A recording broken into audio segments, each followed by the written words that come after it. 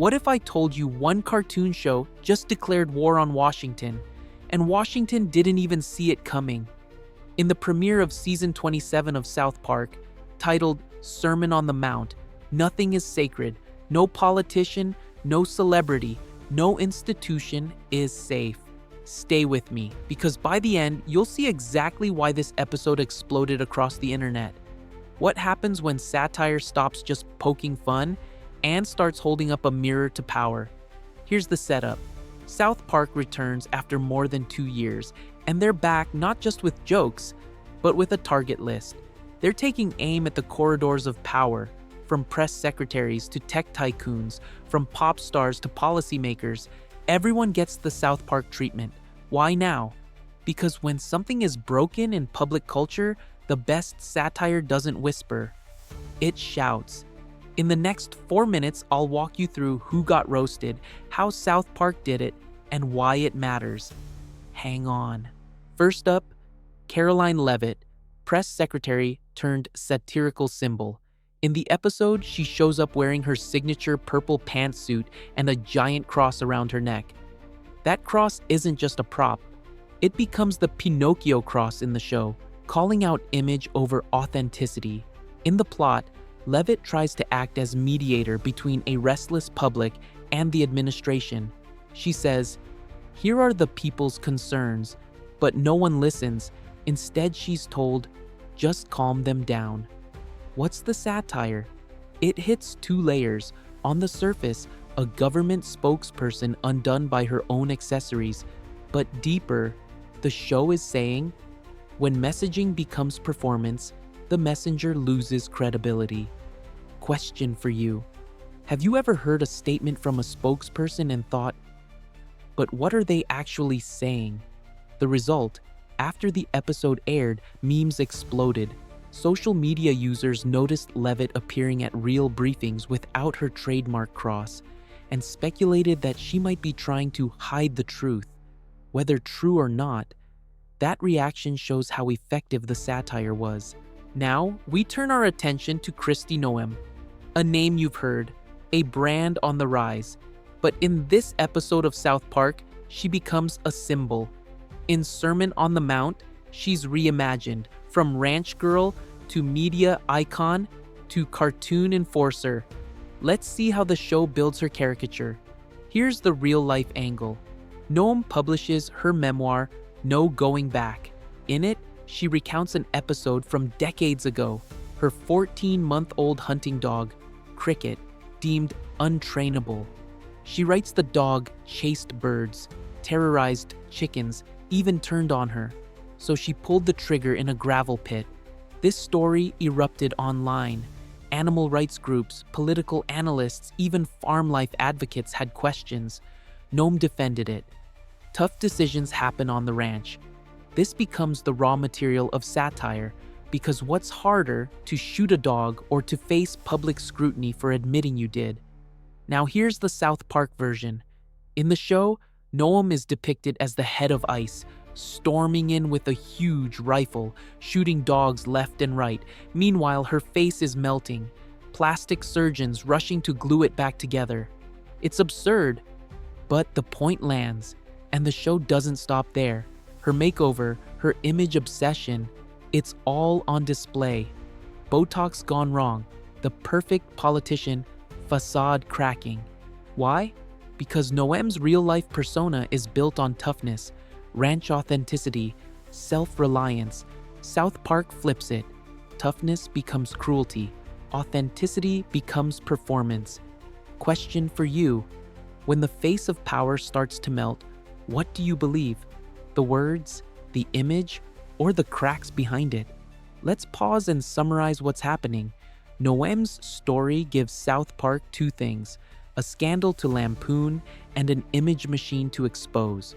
On one hand, the dog shooting anecdote. On the other, a polished conservative star. The show merges them into a commentary on how politics uses image and how image can backfire. After the episode aired, Noam reacted. She called the parody lazy and petty, especially the focus on her looks, not her job.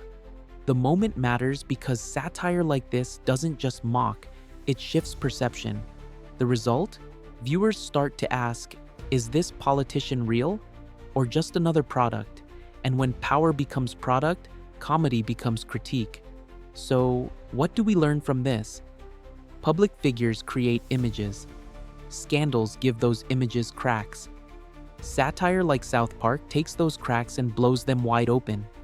Kristi Noem becomes more than a politician. She becomes a message about image, power, and how easy it is to parody once you play the part too hard. Next up, we dive into the tech giant turned villain, Jeff Bezos. Don't go anywhere. Next up, J.D. Vance, the vice president who, until recently, seemed on the rise. But in the latest episode of South Park, he's not the rising star, he's the punchline. In season 27, episode 2, titled Got a Nut, he's portrayed as the diminutive sidekick to Donald Trump. A white suit, a tiny body, a big boss beside him.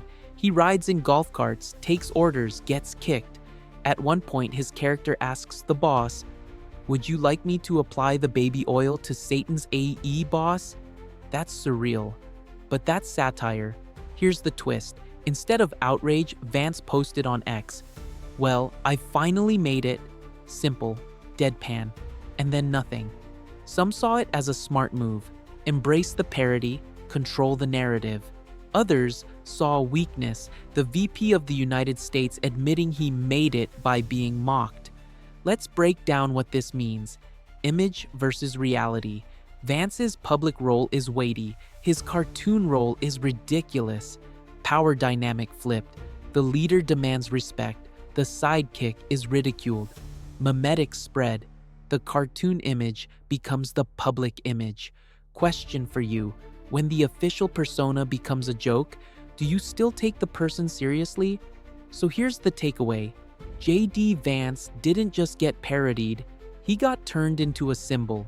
The symbol of power that isn't powerful, of status that mocks itself. Next up, we go big. From political puppets to tech tycoons and celebrity caricatures. Don't go away. Now we dive into the heavy hitter. Jeff Bezos, the billionaire titan, the retail overlord, and now a full-on cartoon supervillain in South Park. In season 27, the show doesn't just make fun of Bezos, it turns him into a monster. Are you ready? In the episode, and several recent ones, Bezos returns as the caricature we already know, the guy with the giant brain, the evil tech empire, the power to control everything. For example, the article says he appears in a gold room with other tech leaders, waiting to flatter the former president. In one depiction, he doesn't walk like a normal human. He hovers. He beams into minds via devices. A butt head for a skull? That's not far off how the writers draw him. He threatens to revoke Amazon Prime. He treats consumers like pawns. He runs the machine. And the show exaggerates. The machine literally crushes people into boxes. Why does this satire land so hard? Because behind the absurd image is a real criticism. Big tech's reach, worker exploitation, convenience at the cost of humanity. If you recall back in season 22's Unfulfilled, Bezos was already an alien overlord. This is a continuation, a magnification, and the article states, tech billionaires become latest South Park targets. Bezos, Cook, Zuckerberg, they're all in the crosshairs. When the world's richest man becomes a cartoon villain who can crush your Prime membership, what does that tell you about his power? Let's break it down. Symbol of system, not just individual. Bezos isn't just Bezos, he's the system. Power exposed through absurdity. By making him supervillain, the show underscores real fears, unchecked control. Audience as complicit consumers, the satire asks, are we the ones enabling him? And here's the clincher. By turning Bezos into a caricature, South Park flips the narrative. From him owning you to you owning the joke. That shift matters. So what do we take away? Jeff Bezos has been slaughtered in satirical form for one reason. His power is too big, his image too untouchable, so the show made it goofy to make it digestible. Next, we wrap up with one final target, a global pop icon turned puppet. Stay with me. Finally, Jennifer Lopez, a global superstar, icon of pop culture, and in the world of South Park, a hand puppet. Yes, you heard that right. In the episode Fat Butt and Pancake Head, Season 7, Episode 5, the show turns her persona into absurdity. Let's dig into how and why. The plot: a hand puppet named Miss Lopez, made by Cartman, becomes a mega star. Real Lopez shows up to reclaim her place. The twist: the puppet is preferred. Real Lopez goes ballistic. Scenes include the puppet version releasing a music video, Ben Affleck falling for the puppet, the real Lopez chasing the puppet with a chainsaw. Yes, a chainsaw. And the joke runs deeper. Stereotypes, celebrity branding, identity theft. The show uses Lopez's image to ask, who owns the persona, the person or the brand? After the episode aired, there were rumors. Lopez allegedly had staffers fired for quoting the show on set. That reaction tells us something. The parody hit a nerve. When your caricature becomes cartoon fodder, maybe the image has already overtaken the real you. For viewers, the puppet version stayed memorable. She talks tacos, puppet J-Lo, hand Lopez. These memes rode the internet. The show didn't just mock Lopez, it re-encoded her in pop culture. Here's why this matters. Identity versus branding. J-Lo is a brand. South Park turns her into a literal puppet brand. Celebrity versus caricature. The show exaggerates her traits, ego, diva behavior, taco jokes, to highlight how the public perceives star personas. Mimetic longevity. While many stars fade, the puppet version lives on in memes. The brand outlasts the person. Question for you. When you remember Jennifer Lopez, do you recall the performer or the caricature society made of her? So, what's the takeaway? Jennifer Lopez became more than an artist. She became a symbol of celebrity branding, of identity confusion, of meme culture. Her caricature in South Park wasn't just a joke, it was commentary. And with that, we've covered our 5 major targets. Next, we'll tie it all together.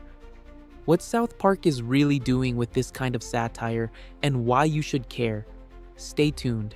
Here it comes, the moment everything points toward. In Sermon on the Mount and through the rest of Season 27, South Park isn't just telling jokes about public figures. It's revealing the mechanism, how image is manufactured, how power is packaged, how satire becomes the mirror. We've watched the purple suit cross of Karoline Leavitt, the melting face of Kristi Noem, the boot-kicked mini VP JD Vance, the giant brain butthead of Jeff Bezos, and finally, the hand puppet form of Jennifer Lopez. Each caricature an over-the-top joke, but each one also a signal that when you become caricature, you've already lost control of your image. And you, the viewer, are the audience for that image. You hold the remote, the meme, the commentary, the punchline. So the question isn't just, what did they do to them? The question is, what did you do by watching? Because when the powerful become absurd, the joke becomes the message, and the message becomes the moment. You've now walked through 5 major targets, from Karoline Leavitt to Kristi Noem, JD Vance, Jeff Bezos, and Jennifer Lopez. What ties them together? They're all powerful in their own arenas: media, politics, tech, celebrity.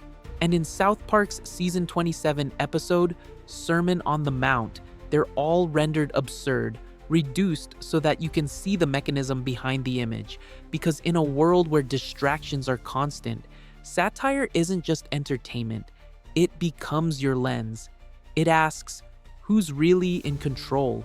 What are they hiding? And what are you letting them get away with? So here's the final thought. When the powerful become caricatures, they lose not just dignity, they lose the narrative, and you gain the vantage point. That's the moment you should carry out of today's video. That's the moment you make count. Thanks for watching.